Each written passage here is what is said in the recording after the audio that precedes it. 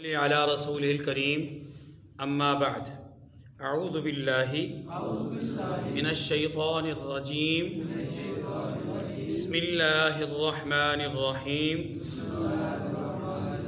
اليوم یئس الذین کفروا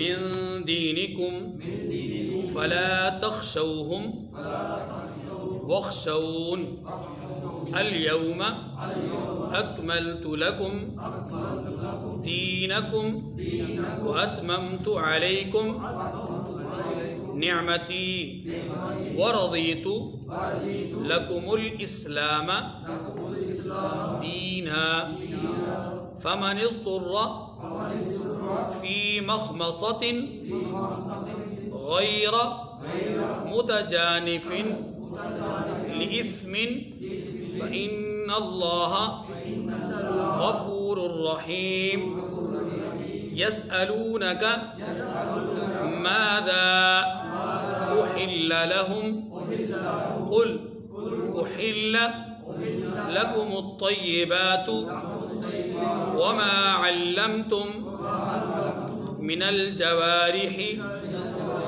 مكلبين تعلمونهن مما علمكم الله فكلوا مما أمسكن عليكم واذكروا اسم الله عليه واتقوا الله إن الله سريع الحساب صدق اللہ العظیم۔ سورۃ المائدہ کی آیت نمبر 3 کا ایک حصہ اور آیت نمبر 4 تلاوت ہوئی ہے۔ آیت نمبر 3 کے اس حصے میں جو بات بیان ہوئی ہے وہ 3 باتیں ہیں۔ ترجمہ پڑھیں گے، ساتھ بات کو سمجھیں گے۔ الیوم یئس الذین کفروا من دینکم فلا تخشوہم واخشون۔ آج کے دن نا امید ہو گئے وہ لوگ کہ جو کافر ہیں تمہارے دین سے، بس ان سے مت ڈرو اور مجھ سے ڈرو۔ یہ پہلی بات ہے۔ دوسری بات، الیوم اکملت لکم دینکم، آج کے دن پورا کر دیا میں نے تمہارے لیے تمہارے دین کو۔ دوسری بات۔ تیسری بات، وَأَتْمَمْتُ عَلَيْكُمْ نِعْمَتِي وَرَضِيتُ لَكُمُ الْإِسْلَامَ دِينًا، اور تم پر اپنی نعمت کو پورا کر دیا اور تمہارے لیے اسلام کو بطور دین پسند کر لیا۔ یہ 3 باتیں ہو گئی۔ کتنی بات ہو گئی؟ اب ان کی تفصیل سمجھنے کے لیے پہلی بات یہ سمجھیے، اس آیت کریمہ کا نزول کب ہوا؟ سن 10 ہجری، جب رسول اللہ صلی اللہ علیہ وسلم نے خطبہ حجۃ الوداع ارشاد فرمایا، مسجد نمرہ میں ظہر اور عصر کی نماز باجماعت ادا فرما لی، حج کا خطبہ ہو چکا، اس کے بعد اب نمازوں کے بعد لوگ دعائیں کر رہے ہیں۔ نماز مغرب سے پہلے کا وقت ہے، میدان عرفات ہے، آپ جبل رحمت میں اونٹنی پر سوار ہیں، وحی الہی آتی ہے، جبرائیل امین حاضر ہوتے ہیں، آ کر کے یہ آیت کریمہ اس کا یہ حصہ آ کر کے تلاوت کرتے ہیں۔ گویا اس آیت کریمہ کا نزول سن 10 ہجری 9 ذی الحج میدان عرفات ہے۔ اس کے بعد آپ صلی اللہ علیہ وسلم تقریباً 81 دن حیات رہے۔ دوسری بات، اس آیت کریمہ میں 3 جملے کہے گئے، 3 باتیں کہیں گئی۔ پہلی بات کہ کافر مایوس ہو گئے، دوسری بات دین کو مکمل کر دیا، اور تیسری بات نعمت کو تمام کر دیا۔ پہلی بات جو کہی گئی کہ آج کافر مایوس ہو گئے، اس آج سے مراد کیا ہے؟ تو یاد رکھیے اس آج سے مراد 9 ذی الحج نہیں ہے، 9 ذی الحج سے لے کر قیامت تک کا پورا دورانیہ پورا کا پورا وقت مراد ہے، یعنی اب سے۔ یہ مطلب نہیں کہ صرف آج مایوس ہو گئے کل کو پھر یہ امید پیدا ہو جائے گی، نہیں، اب کافروں کی امید ٹوٹ گئی۔ اب کافروں کی امید، کس چیز کی امید ٹوٹ گئی؟ دو باتیں ہیں۔ پہلی بات، کافر مایوس ہوئے کس بات سے؟ اس بات سے کہ پہلے، یعنی اس سے پہلے کافروں کے دل میں یہ بات موجود تھی کہ کہیں نہ کہیں، کبھی نہ کبھی، کسی نہ کسی وقت ہم اسلام کو اور اہل اسلام کو مٹا ڈالیں گے۔ یہ جو مٹانے کی امید اور آرزو تھی یہ ان کے دل میں موجود تھی، اور جب خطبہ حجۃ الوداع ارشاد فرمایا تو امید ٹوٹ گئی۔ اب سوال یہ ہے کہ اس دن امید کیوں ٹوٹی؟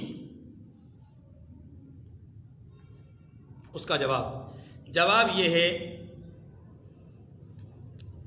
کہ حجۃ الوداع کے موقع پر پہلی دفعہ تمام مسلمان تقریباً اکٹھے ہوئے تھے، اور یہ تاریخ انسانیت کا پہلا بڑا اجتماع تھا، تاریخ انسانیت کا۔ جب سے انسانیت کو اللہ نے پیدا کیا اس وقت سے لے کر کے آج تک، یعنی 9 ذی الحج تک اتنا بڑا اجتماع نہیں ہوا۔ یہ پہلا موقع تھا کہ یہ اتنا بڑا اجتماع تھا کہ اس اجتماع کے بارے میں اگرچہ اقوال مختلف ہیں لیکن کسی ایک قول میں بھی 1.25 لاکھ سے کم تعداد نہیں ہے۔ اس اجتماع کو دیکھ کر، اس اللہ کے لیے یگانگت اور اتحاد کو دیکھ کر، اس پرکیف فضا کو دیکھ کر، لبیک کے ترانوں سے معمور اس فضا میں گونجنے والی آواز کو سن کر کفر کے دل دہل گئے، اور کافر مایوس ہو گئے کہ نہیں، جنہیں ہم اکیلے باران کی چوٹی پر نہیں دبا سکے، آج ان کی تعداد لاکھ سے بڑھ گئی، ہم کیسے دبائیں گے؟ اللہ نے اپنے حبیب کے 23 سالہ دورانیے میں لوگوں کو ایک جگہ پہ اکٹھا نہیں ہونے دیا۔ کیوں؟ تاکہ نظریات پر محنت ہو، افکار پر محنت ہو، اور عقیدے پر محنت ہو۔ جب عقائد مضبوط ہو گئے، نظریات پختہ ہو گئے، افکار بلند ہو گئے، اب وقت آیا کہ اللہ اپنے نبی کی اس جماعت کا اور نبی کی طاقت کا اظہار کروائیں۔ اور خطبہ حجۃ الوداع جہاں بہت سارے اس کے فوائد ہمیں ملتے ہیں، وہیں پر ایک بہت بڑا فائدہ کہ خطبہ حجۃ الوداع یہ اسلام کی سطوت اور اسلام کی شان اور اسلام کی شوکت کو بلند کرنے کا ایک ذریعہ تھا۔ تو پہلی بات یہ ہے کہ اللہ نے فرمایا کہ آج کافر تم سے مایوس ہو گئے، کیوں؟ اس لیے کہ آج تمہاری طاقت اور قوت کا مظاہرہ ہو چکا۔ اب کفر کو امید ختم ہو گئی ہے۔ اس بات کی امید کہ پہلے وہ مٹانے کی امید اور آس رکھتے تھے، اب ان کی آس ختم ہو گئی۔ دوسری بات، کافر مایوس ہو گئے کس بات سے؟ اس بات سے کہ پچھلی امتوں میں لوگوں نے انبیاء کے پاس آنے والی کتابوں اور صحیفوں میں رد و بدل کیا، لالچ کے ذریعے سے، مال کے ذریعے سے، شہرت کے ذریعے سے، غلغلہ اور رعب اور دبدبہ قائم کرنے کے لیے، یہ ساری چیزیں پس منظر میں، لیکن کہیں نہ کہیں تبدیلی ہوئی۔ ان کافروں کو بھی امید تھی کہ محمد کریم صلی اللہ علیہ وسلم کی اس لائی ہوئی کتاب میں تبدیلی کر دی جائے گی، ان کے دین میں ہم تبدیلی کروا لیں گے، دولت کے ذریعے سے، طاقت کے ذریعے سے، دھمکی کے ذریعے سے، اور ان پر حملوں کے ذریعے سے ہم تبدیلی کروا لیں گے، اپنا من چاہا دین ان سے منوا لیں گے۔ لیکن آج جب انہوں نے دیکھا کہ 23 سال کی اس جد و جہد میں طائف کی وادی ہو یا شیب ابی طالب، مکہ کے 13 سالہ صحبت والی زندگی ہو یا مدینہ کی پاورفل زندگی، مکہ مکرمہ میں چھپ کر کے کی جانے والی عبادتیں ہوں یا مدینہ منورہ میں سرعام اذانوں کے ترانے گونجنے والی کیفیت ہے، یہ کبھی دبے نہیں۔ والذی ارسل رسولہ بالہدی ودین الحق لیظہرہ علی الدین کلہ۔ انہیں یقین ہو گیا کہ جو اس آیت میں کہا گیا ایک دفعہ، دوسری دفعہ، تیسری دفعہ قرآن پاک میں، یہ سچ ہے۔ یہ کیا ہے؟ سچ ہے کہ اب اس دین کو دبایا نہیں جا سکتا، اس دین کو مٹایا نہیں جا سکتا، اور نہ اس دین کو تبدیل کیا جا سکتا ہے۔ اس تبدیلی کی آرزو اور آس جو انہیں پہلے تھی، اللہ فرماتے ہیں اب ان کی یہ آس ٹوٹ گئی۔ اب ان کی آس الیوم یئس الذین کفروا من دینکم فلا تخشوہم واخشون، یہ اہل ایمان کو تسلی ہے کہ آپ ان سے کیوں کسی قسم کا خوف اور رعب اور دبدبہ آپ اپنے دل میں بٹاتے ہیں؟ نہ اب کوئی ضرورت نہیں ہے۔ اب مکہ بھی تمہارے ہاتھ میں ہے، حنین کی بھی فتح ہو گئی، خیبر بھی فتح ہو گیا، ہاں جی اب تو پورے عرب میں، پورے جزیرہ عرب میں تمہارا طوطی بولتا ہے اور تمہارا ہی علم بلند ہے، اور تمہارا ہی علم بلند رہے گا۔ وانتم الاعلون ان کنتم مؤمنین۔ افریقہ کے جنگلات ہوں یا یورپ کے کلیسا، مشرق کے پہاڑ ہوں یا مغرب کے ریگستان، تم ہی بلند رہو گے اگر تم مومن رہے۔ جس دن تمہارا اپنا ایمان کمزور ہو گیا اس دن کافر تم پر غالب آ جائیں گے، ورنہ کافروں کے اندر یہ اب قوت اور طاقت باقی نہیں رہی کہ وہ تم پر غالب آ سکے۔ امید اور آس دونوں طرح کی ختم ہو گئی۔ دوسری بات، الیوم اکملت لکم دینکم، اللہ اکبر، آج تمہارے لیے تمہارے دین کو مکمل کر دیا ہے۔ واتممت علیکم نعمتی، اور تمہارے اوپر میں نے اپنی نعمت کو تمام کر دیا۔ دو باتیں کہی گئی، کامل کر دیا دین کو، پورا کر دیا نعمت کو۔ گویا اب دین کی جتنی تشریح ہونی تھی، دین کے جتنے اصول بیان ہونے تھے، دین کے جتنے ضابطے بیان ہونے تھے، وہ ضابطے، وہ اصول، وہ قانون بیان کر دیے۔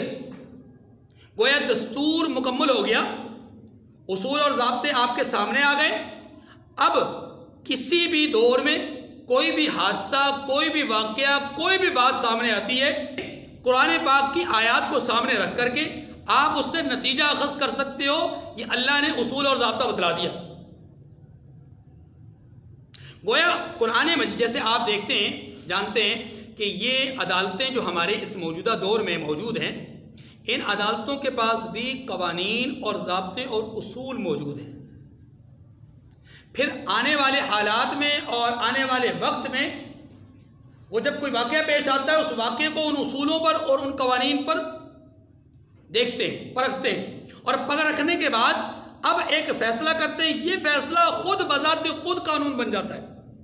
بات سمجھ رہے ہیں؟ یہ فیصلہ آنے والے وقتوں کے لیے ایک یہی حال ہے سنت رسول کا اور قرآن مجید کا۔ قرآن مجید اور سنت رسول اصل میں ضابطہ ہے۔ دین کی بنیاد یہ دو چیزیں ہیں، قرآن مجید اور دین کو سمجھنا کس سے ہے؟ قرآن سے اور حدیث سے۔ اب قرآن اور حدیث سے سمجھنے کے بعد جو ہمارے سامنے نتیجہ فقہ کی صورت میں آ گیا، وہ بذات خود ایک ضابطہ بن گیا۔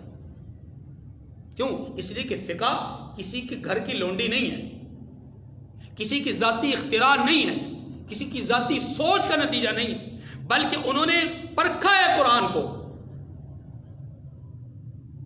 چھنی تھی قرآن اور حدیث، اس سے چھان کر جو مسائل نکلے وہ مسائل اصل میں اس چھنی سے چھن کر نکلے ہیں، اور یہ اب بالکل صاف شفاف ہے۔ بات سمجھ گئی؟ اچھا توجہ، اسی لیے تو کہا گیا کہ اگر اس میں کوئی رکیدگی نظر آ رہی ہے آپ کو، کہیں پر اگر آپ کو کجی نظر آ رہی ہے، کوئی ٹیڑھ پن نظر آ رہا ہے، بھائی مانا کہ وہ قرآن سے ڈائریکٹ متضاد نظر آ رہی ہے یا حدیث سے ڈائریکٹ متضاد نظر آ رہی ہے، تو امام ابو حنیفہ رحمۃ اللہ علیہ کیا فرماتے ہیں کہ ہمارے اس فتوے کو، ہمارے اس مسئلے کو، ہمارے اس قول کو اٹھا کر ردی کی ٹوکری میں پھینک دو۔ دوسری بات فرمائی کہ میں نے تمہارے لیے دین کو مکمل کر دیا اور نعمت کو تمام کر دیا۔ دین تو مکمل ہو گیا گویا قرآن کی صورت میں، اب نعمت تمام ہو گئی۔ اس نعمت سے مراد کون ہے؟ اس نعمت سے مراد سیدہ آمنہ رضی اللہ تعالی عنہا کے بطن مبارک سے پیدا ہونے والے جناب عبداللہ کے فرزند ارجمند سیاح لامکاں، والضحیٰ کے چہرے والے، واللیل کی زلفوں والے، ما زاغ البصر کی نورانی آنکھوں والے، جناب محمد رسول اللہ صلی اللہ علیہ وسلم جو کہ خاتم الانبیاء ہے۔ اس سے مراد وہ ہے کہ آج میں نے نعمت نبوت کو تمام کر دیا ہے۔ نعمت نبوت کو کیا مطلب یہ کہ اب آپ کے بعد کوئی نبی نہیں، آپ کے دین کے بعد کوئی دین نہیں، یہ فیصلہ یہاں پر سنایا گیا ہے۔ آپ کے دین کے بعد اب کوئی دین نہیں، اور آپ کی نبوت کے بعد کوئی نبی۔ گویا کہ یہ جملہ ختم نبوت کی دلیل ہے، خاتمیت نبوت کی اور خاتمیت دین کی دلیل ہے یہ جملہ، کہ دین بھی تمام اور نبوت بھی تمام۔ رسول اللہ صلی اللہ علیہ وسلم نے اس کی مثال دی، فرمایا نبوت ایک قصر ہے، ایک بلڈنگ ہے، ایک محل ہے۔ اس بلڈنگ کو اللہ نے اینٹوں سے تیار کروایا۔ وہ اینٹیں کس کی ہیں؟ حضرت آدم علیہ السلام کی نبوت کی ایک اینٹ، شیس علیہ السلام کی نبوت کی ایک اینٹ، ادریس علیہ السلام کی نبوت ایک اینٹ، نوح علیہ السلام، ایسے چلتے چلتے چلتے چلتے تمامی انبیاء ایک اینٹ کی شکل میں ان کی نبوت کو اس قصر میں جوڑا گیا۔ پھر یہ قصر تیار ہونے جا رہا تھا، ابھی اس میں ایک اینٹ کی جگہ باقی تھی، ایک اینٹ کی جگہ باقی تھی۔ خلاق عالم نے مجھے شرف نبوت عطا کر کے اب اس قصر نبوت کو مکمل کر دیا۔ اب اس میں کوئی سوراخ باقی نہیں، کوئی جگہ باقی نہیں، کوئی ایسی چیز کہ جہاں کچھ اضافہ کیا جا سکے باقی نہیں رہی۔ قصر مکمل، محل تیار، نبوت کا محل بالکل تیار ہو گیا۔ اب اس میں کسی قسم کی کمی کی گنجائش نہیں، نہ اس میں اضافے کی گنجائش۔ اتنے بڑے صانع نے، اتنے بڑے کاریگر نے، اتنے بڑے خلاق نے اس کو تیار کیا ہے کہ دنیا بھر کے سارے انجینئر اس کے مقابلے میں ہیچ ہے، کوئی مقابلہ نہیں کر سکتا۔ بات سمجھ آگی نہیں؟ آپ کے پڑوس میں چند میناروں پر مشتمل ایک بلڈنگ بنائی گئی، تاج محل، اور آپ سب لوگوں نے کہا کہ جناب دنیا کا یہ عجوبہ ہے، دنیا کا کیا ہے یہ عجوبہ ہے۔ اور چند انسانوں نے مل کر کے ایک عمارت تعمیر کی، شاید ان سے زیادہ ذہین، ان سے زیادہ قابل، ان سے زیادہ باصلاحیت لوگ دنیا میں اب بھی موجود ہوں، آنے والے وقتوں میں اس سے زیادہ ذہین پیدا ہو جائیں۔ آپ ان کو کہیں یہ عجوبہ ہے، اور جس کائنات نے، جو رب العالمین ہے، حکم الحاکمین ہے، بدیع السماوات والارض ہیں، خالق السماوات والارض ہیں، جاعل السماوات والارض ہیں، یعنی ان کے لیے آپ کہیں کہ ان کی بنائی ہوئی اس عمارت میں کوئی کجی رہ گئی؟ اس نے تو ایک اور چیلنج دیا ہے، عجیب و غریب چیلنج ہے، کہا نگاہوں کو آسمان اوپر کی طرف اٹھاؤ، تمہیں ایک نیل گون چھت نظر آئے گی، اس چھت کو دیکھو، ستون کوئی نہیں، اس چھت کو دیکھو، ستون کوئی نہیں، سہارا کوئی نہیں، لیکن اس میں کبھی تمہیں کوئی فالٹ نظر آیا، کوئی تغیر و تبدل نظر آیا؟ ایک دفعہ نہیں، دو دفعہ نہیں، تین دفعہ نہیں، بار بار دیکھو، ما ترى في خلق الرحمن من تفاوت فارجع البصر هل ترى من فطور ثم ارجع البصر کرتين، بار بار دیکھو، تمہیں کوئی فطور نظر نہیں آئے گا۔ تو یہاں قصر نبوت کی طرف اشارہ کیا گیا کہ خاتم النبیین ہیں آپ، اور آپ کے بعد اب کوئی نبی نہیں آئے گا، آپ کے بعد اب کوئی نبی۔ اتنی بات سمجھ آ گئی جی؟ یہاں میں ایک بات عرض کروں، ایک اور بات، جس طرح ختم نبوت کی یہ جملہ دلیل ہے نا، ایسے ہی ایک اور بات پہ بھی دلیل ہے، اور وہ اس کا آج کل بہت شور و غوغا ہے، اور وہ کیا ہے کہ جی مولا کائنات سیدنا علی المرتضیٰ رضی اللہ تعالی عنہ کے لیے رحمت دو عالم صلی اللہ علیہ وسلم نے غدیر خم میں خطبہ ارشاد فرمایا تھا، اور آپ کو اپنے بعد جو ہے وہ ولایت عطا فرمائی تھی، اور یہ ولایت کا عطا ہونا یہ دین کا سب سے اہم ترین معاملہ ہے، کیونکہ قصر دین کی پوری عمارت ولایت پر کھڑی ہے۔ یہ اہل تشیع کا مسلک اور انداز ہے۔ کہتے ہیں غدیر خم پہ خطبہ دیا گیا مولا کائنات کی شان میں، اور وہیں پر آپ کو ولایت سونپی گئی، یعنی اللہ کے رسول نے اپنی ولایت ان کو دے دی۔ یہ دین کا سب سے عام ترین مسئلہ ہے، اور پورے دین کی عمارت کھڑی ہے کس پر؟ ولایت پر۔ یہ مسئلہ ان کا سمجھ میں آ گیا؟ اب میں اس کے اوپر تھوڑی سی بات کروں گا۔ اللہ قرآن میں کہتے ہیں کہ الیوم اکملت لکم دینکم واتممت علیکم نعمتی، میں نے دین پورا کر دیا، نعمت تمام کر دی۔ سوال یہ ہے کہ ولایت دین ہے یا نعمت؟ اگر ولایت دین ہے تو دین تو مکمل ہو گیا، اور اگر ولایت نعمت ہے، آپ اس کو دین نہیں کہتے، نعمت کا لفظ استعمال کرتے، تو نعمت بھی تمام ہو گئی۔ اب ولایت کیا ہے؟ جب دین بھی نہیں، نعمت بھی نہیں، تو ولایت ہے کیا؟ آپ کہتے ہیں کہ سارا کا سارا دین وہ کھڑا ہے مسئلہ ولایت پہ، گویا ولایت ایک بنیاد ہے جس پر پوری عمارت دین کھڑی ہے، اور دوسری طرف قرآن یہ کہتا ہے کہ نہیں، وہ دین مکمل ہو گیا، ولایت بعد میں آ رہی ہے، ستون بعد میں آ رہے ہیں، کسر پہلے کھڑا ہو گیا۔ کیسے ممکن ہے بھائی؟ بلڈنگ پہلے، ستون بعد میں، بلڈنگ پہلے، بنیادیں بعد میں، عمارت پہلے کھڑی ہو گئی، بنیادیں ڈی پی سی بعد میں، ممکن ہی نہیں۔ عقل و شعور والی باتیں کرو۔ وہاں حضرت سیدنا علی المرتضیٰ کی شان بیان کی گئی ایک واقعے کے تناظر میں، ولایت بیان کرنا مقصود نہیں تھا، ان کو نیابت دینا مقصود نہیں تھا۔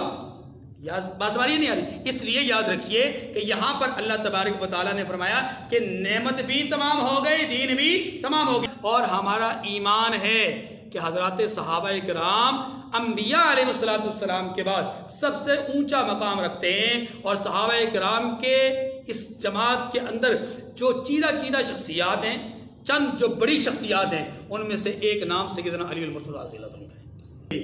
الیوم اکملت لکم دینکم واتممت علیکم نعمتی، آج کے دن میں نے پورا کر دیا تمہارے لیے تمہارے دین کو، اور میں نے تمام کر دیا تم پر اپنی نعمت کو، مکمل کر دیا۔ وَرَضِيتُ لَكُمُ الْإِسْلَامَ دِينًا، اور تمہارے لیے دین کو بطور اسلام پسند کر لیا۔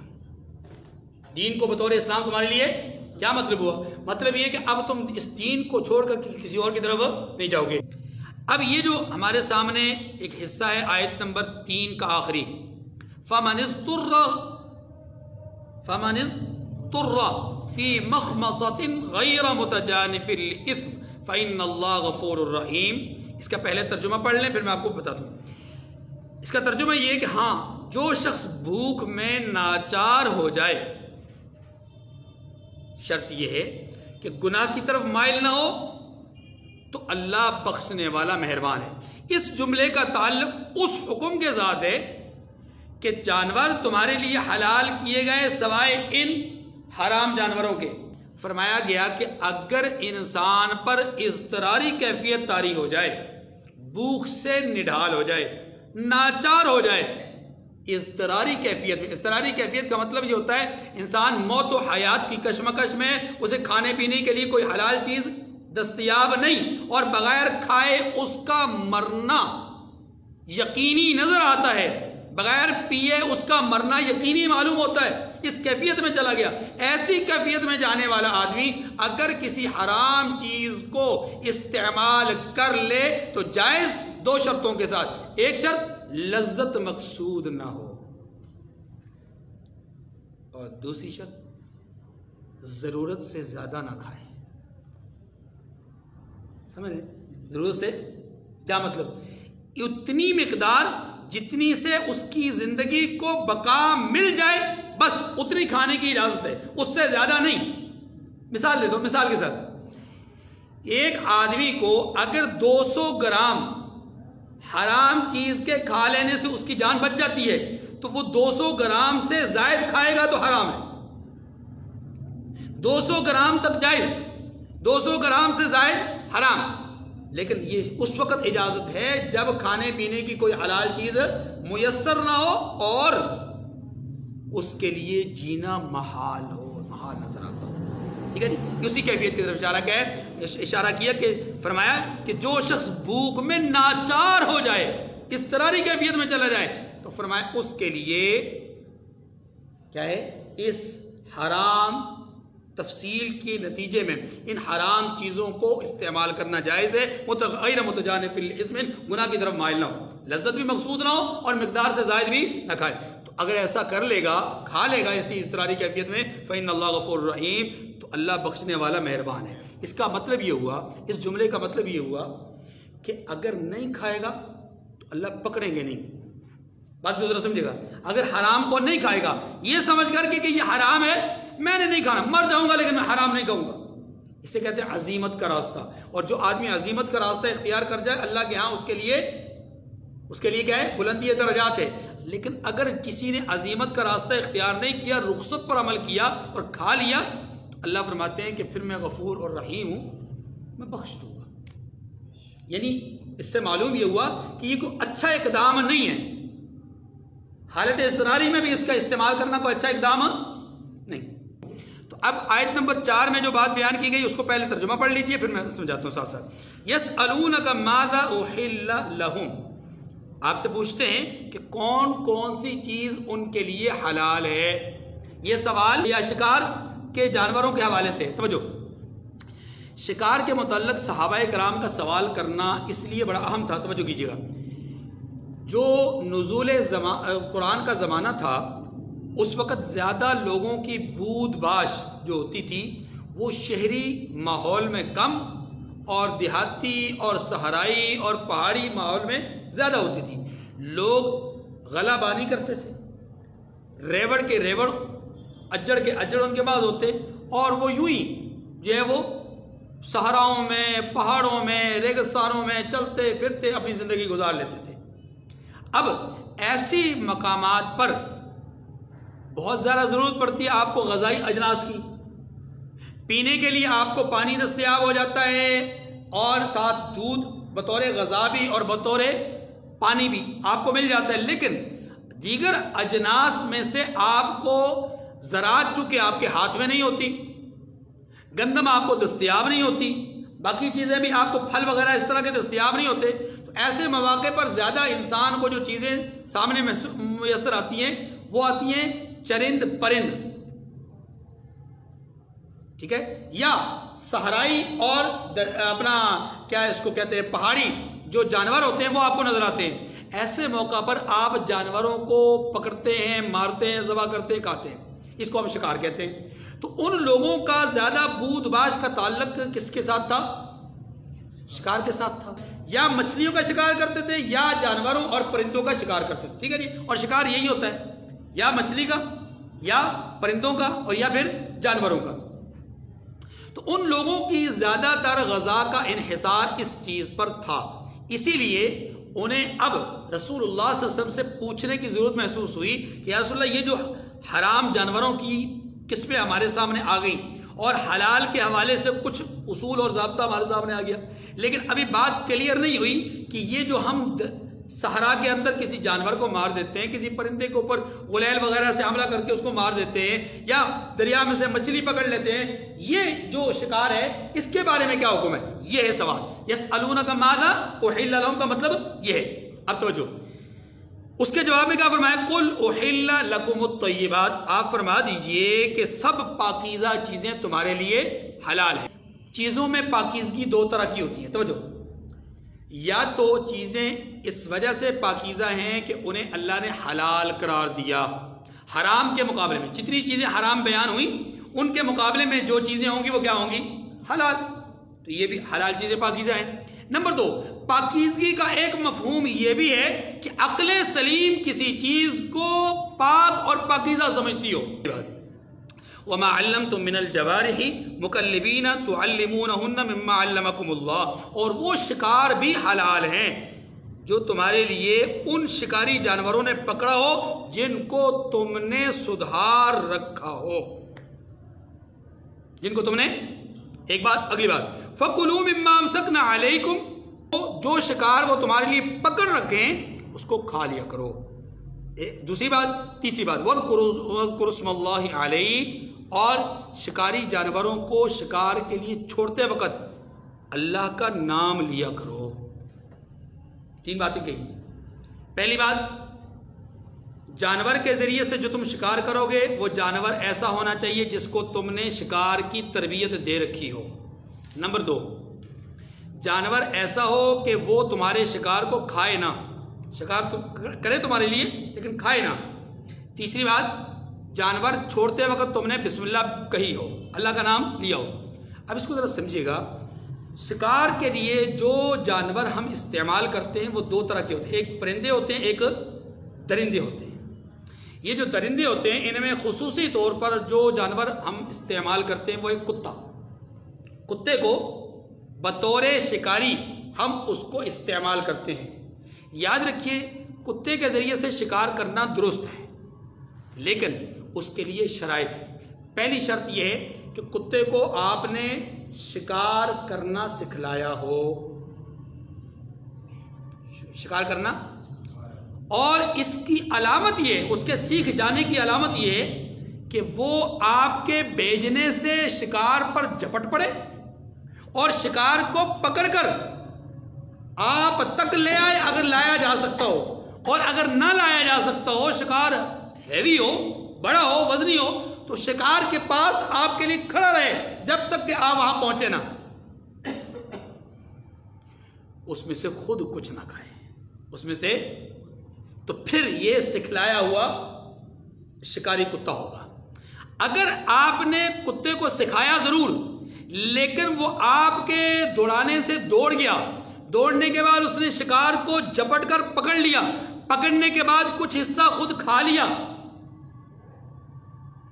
اور باقی آپ کے لیے چھوڑ دیا یا لے کر آ گیا، تو یہ معلم کلب نہیں، یعنی سکھلایا ہوا کتا، معلم نہیں، معلم، سکھلایا ہوا کتا نہیں ہے. ایسے ہی اگر آپ کا سکھلایا ہوا کتا تھا، آپ نے اس کو روانہ کیا شکار کے لیے، ساتھ وہاں اگلے محلے سے مراد دوسری جگہ سے ایک اور کتا بھی دوڑ پڑا. اب 2 کتے ہیں شکاری جانور پر حملہ آور ہونے کے لیے، ہرن پر وغیرہ وغیرہ حملہ آور ہونے کے لیے. حملہ آور ہوتے ہیں دونوں، ایک وہ جسے آپ نے سکھایا، ایک وہ جو سکھلایا ہوا نہیں ہے. سکھلایا ہوا، دونوں نے مل کر حملہ کیا، کھایا کچھ نہیں، کھایا، حملہ کر دیا، مار دیا، اس کو پکڑ لیا اور آپ تک پہنچ گیا وہ. یہ جانور حلال نہیں. وجہ، اس کی وجہ یہ ہے کہ یہاں آپ کا ایک تو سکھلایا ہوا تو تھا لیکن ایک وہ بھی جانور تھا جس نے سیکھا نہیں ہے. اس نے گویا کہ شکار اپنے لیے کیا ہے. ہاں وہ نہیں کھا سکا، اپنی طبیعت کی وجہ سے نہ کھا سکا، ممکن ہے وہ دوسرے ساتھی کتے کی وجہ سے نہ کھا سکا ہو، اس کے حملے سے، خطرے کی وجہ سے، لیکن آپ کا چونکہ سکھلایا ہوا نہیں تھا اس لیے یہ جانور حلال نہیں. نمبر 3، ہم نے کتے کو نہیں بھیجا، کتے کو جانور نظر آ گیا، شکار نظر آ گیا. اب آپ کے پاس تھا کتا، اس نے اپنے آپ کو چھڑایا یا وہ ویسے ہی چھوٹا ہوا تھا، دوڑا، جھپٹا، اس نے جانور کو پکڑ کر آپ تک لے آیا. آپ نے نہیں بھیجا تھا، وہ خود سے لے آیا. بڑا فرمانبردار تھا نا، کہتے ہیں کتے بڑے باوفا ہوتے ہیں، فرمانبردار تھا، وہ آپ تک لے آیا، تب بھی یہ حرام ہے. تب بھی یہ کیا ہے؟ کھایا نہیں اس میں سے، تب بھی حرام. وجہ، اس کی وجہ یہ کہ آپ نے شکار کے لیے نہیں بھیجا. آپ کے لیے شکار کے لیے معلوم یہ ہوا، اس ساری تفصیل سے ایک بات معلوم ہوئی کہ اگر کتے نے شکار اپنے لیے کیا تو حلال نہیں، کتے نے شکار آپ کے لیے کیا تو حلال. اور آپ کے لیے کرنے کی شرط کیا ہے؟ سکھلایا ہوا ہو، آپ کا بھیجا ہوا ہو، آپ نے اس پر بسم اللہ پڑھی ہو. نمبر 4، اس نے اس میں سے کھایا کچھ نہ ہو. ٹھیک ہے. اب آئیے پرندوں کی طرف.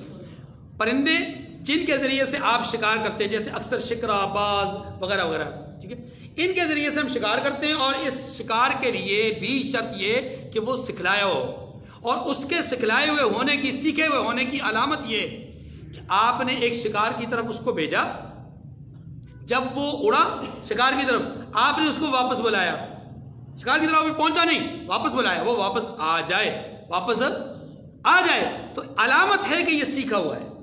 اگر وہ واپس نہ آئے تو علامت ہے کہ یہ سیکھا ہوا جیسے کتے کے شکاری ہونے کی علامت یہ ہے کہ وہ آپ کے بھیجنے کے بعد جب وہاں پہنچے جانور کو پکڑ لے، اس میں سے کھائے کچھ نہ، تو یہ علامت ہے۔ ایسے ہی باز وغیرہ کی علامت یہ ہے کہ یہ وہاں پر پہنچنے سے پہلے اگر واپس بلا لیا جائے تو واپس آ جائے، تو اس کا مطلب یہ کہ یہ سیکھا ہوا ہے، اور اگر ایسا نہیں تو یہ سیکھا ہوا، یہ بات سمجھ گئی جی۔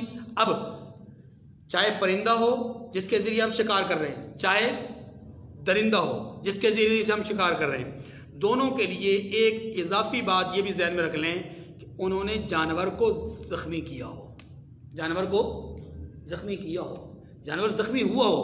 اگر جانور زخمی نہیں ہوا تو پھر جانور حلال پھر بھی نہیں، ٹھیک ہے جی۔ اب اگلی بات بندوق سے سمجھ لیجئے، یا جو ہم غلیل وغیرہ ہے اس کے لیے ایک ضابطہ سمجھ لیں کہ اگر شکار ایسی چیز سے کیا جائے جو نوکیلی ہو، نوکدار ہو، جیسے چھری، چاقو، تیر، تلوار، نیزہ، ان چیزوں کو مار کر کے، اگر ان کے ذریعے سے شکار پر حملہ کیا جائے جانور پر، اور جانور اس چیز کی وجہ سے مر جائے، تو بسم اللہ پڑھنے اور ان چیزوں کے استعمال کرنے کے نتیجے میں وہ جانور حلال ہوگا۔ لیکن اگر نوکدار چیز نہیں ہے، نوکدار چیز نہیں ہے، بلکہ ایسی چیز ہے جس کے دباؤ سے، جس کے دبانے سے جانور ہلاک ہوا ہو، تو پھر یاد رکھیے کہ اگرچہ ہم نے اس کے اوپر بسم اللہ پڑھی ہو پھر بھی وہ حلال نہیں۔ اس سے نتیجہ یہ نکلا کہ موجودہ دور میں بندوق سے کیا جانے والا شکار اگر ہمارے ذبح کرنے سے پہلے مر جائے تو وہ حلال نہیں، وہ حلال۔ لیکن اگر وہ زخمی ہو کر کے گر پڑے اور ہم جا کر پہنچ کر کے وہاں پر تکبیر کہہ لیں، بسم اللہ پڑھ لیں، اس کے گلے پہ چوری پھیر دیں، تو پھر یہ کیا ہے؟ حلال ہے۔ مچھلی کا حکم اس سے مختلف ہے، اور مچھلی یہ ہے کہ مچھلی آپ زندہ پکڑ لیں یا مچھلی آپ کو سمندر وغیرہ پانی میں سے تیرتی ہوئی یعنی مری ہوئی مل جائے، دونوں صورتوں میں مچھلی کیا ہے؟ حلال ہے۔ اتنی بات سمجھ گئی جی۔ اب دیکھیں فرمایا کہ واتقوا اللہ، اللہ سے ڈرو، ان اللہ سریع الحساب، بے شک اللہ بہت جلد حساب لینے والا ہے۔ یہ بات شکار سے متعلق ہمارے سامنے آ گئی۔ اب اگلی، الیوم احل لکم الطیبات، آج تمہارے لیے سب پاکیزہ چیزیں حلال کر دی گئی ہیں۔ وطعام الذین اوتوا الکتاب حل لکم وطعامکم حل لہم، اور اہل کتاب کا کھانا بھی تمہیں حلال ہے، تمہارے لیے حلال، اور تمہارا کھانا ان کے لیے حلال۔ یہ بھی ایک اہم مسئلہ ہے۔ اہل کتاب کون ہے؟ اہل کتاب کا بنیادی طور پر اطلاق ہوتا ہے تورات اور انجیل کے ماننے والے، موسیٰ علیہ السلام اور عیسیٰ علیہ السلام کے ماننے والوں پر، ٹھیک ہے؟ بنیادی طور پر ان کو اہل کتاب کہا جاتا ہے۔ لیکن آج کے دور میں ایک بڑا اہم مسئلہ ہے، اور وہ یہ ہے کہ موجودہ دور کے جو اہل کتاب جن کو ہم سمجھتے ہیں عیسائی اور یہودی، کیا یہ واقعی اہل کتاب ہیں؟ ایک بڑا اہم مسئلہ ہے۔ اس بارے میں امت کے مقتدر اور جید علماء کرام اور مفتیان کرام اس نتیجے پر پہنچے ہیں کہ آج کے دور کے عیسائی اور یہودی یہ کہلانے کو عیسائی کہلاتے ہیں، یہودی کہلاتے ہیں، لیکن حقیقت میں یہ دہری ہے۔ اس لیے ان لوگوں کے ہاتھ کا ذبیحہ اب حلال نہیں ہے۔ جب یہ سمجھ میں آ گیا، اب اگلا مسئلہ بھی ساتھ ہی سمجھ لیجئے، کیا ان کی عورتوں سے نکاح کرنا یا ان کے نکاح میں اپنی عورتوں کو دینا، کیا یہ حلال ہے؟ تو جواب اس کا بھی یہی ہے کہ نہیں حلال۔ کیوں؟ اس لیے کہ یہ اب حقیقتاً مشرک اور ملحد ہیں، اور قرآن پاک نے مشرک مرد کے ساتھ مومن عورت کا یا مشرکہ عورت کے ساتھ مومن مرد کا نکاح حرام قرار دیا ہے۔ سورہ بقرہ میں ہم تفصیل سے پڑھ چکے۔ اب دیکھیے، الیوم احل لکم الطیبات، آج تمہارے لیے سبھی پاکیزہ چیزیں حلال کر دی گئی ہیں۔ وطعام الذین اوتوا الکتاب حل لکم، اور اہل کتاب کا کھانا بھی تمہیں حلال ہے۔ وطعامکم حل لہم، اور تمہارا کھانا انہیں بھی۔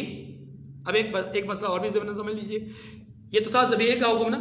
اب اگر کسی عیسائی نے، یہودی نے، کسی رافضی نے، کسی اپنا سکھ نے یا ہندو نے یا کسی بھی غیر مسلم نے اگر کوئی کھانا پکایا، ذبح نہیں کیا جانور بلکہ کھانا پکایا، سبزی وغیرہ پکائی، دال وغیرہ پکائی، ہاں جی، جس چیز کے ذبح کرنے کے ساتھ کوئی تعلق، جس چیز کا ذبح کے ساتھ کوئی تعلق نہیں ہے، صرف اس نے اجناس کو مکس کر کے تیار کیا، شیف ہے وہ، باورچی ہے، بناتا ہے کسی چیز کو، تو کیا اس کا پکایا ہوا کھانا حلال ہے یا حرام؟ ایک بات۔ دوسری بات یہ کہ کیا کسی غیر مسلم کو اپنے گھر میں یا اپنے دفتر میں وغیرہ میں کیا شیف رکھا جا سکتا ہے، باورچی رکھا جا سکتا ہے؟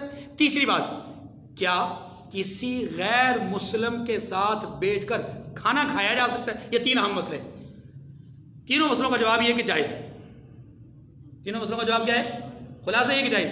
غیر مسلم کے ساتھ بیٹھ کر آپ کھانا کھا سکتے ہیں، غیر مسلم کے ہاتھ سے پکا ہوا کھانا کھا سکتے ہیں، غیر مسلم کو آپ کچن وغیرہ میں ذمہ داری آپ سونپ سکتے ہیں، لیکن شرط ہے، وہ شرط یہ ہے، نمبر 1، اس کا جسم ظاہری طور پہ پاک ہو، ظاہری طور پہ کیا ہو، یہ ایک بات۔ دوسری شرط یہ کہ اس نے کھانے وغیرہ میں کوئی نجس چیز، حرام چیز نہ ڈالی ہو، دوسری۔ اور تیسری شرط یہ ہے کہ وہ صرف باورچی رکھنے کے لیے گھر میں، کہ آپ کے گھر والوں پر وہ اپنی نظریات وغیرہ کی تبلیغ نہ کریں۔ اگر یہ تین شرطیں پائی جاتی ہیں تو آپ کسی بھی غیر مسلم کے ساتھ بیٹھ کر کے کھا سکتے ہیں، اس کو اپنے کچن کی ذمہ داری دے سکتے ہیں، ہاں جی، اور اس کے ہاتھ کی پکی ہوئی چیز کھا سکتے ہیں۔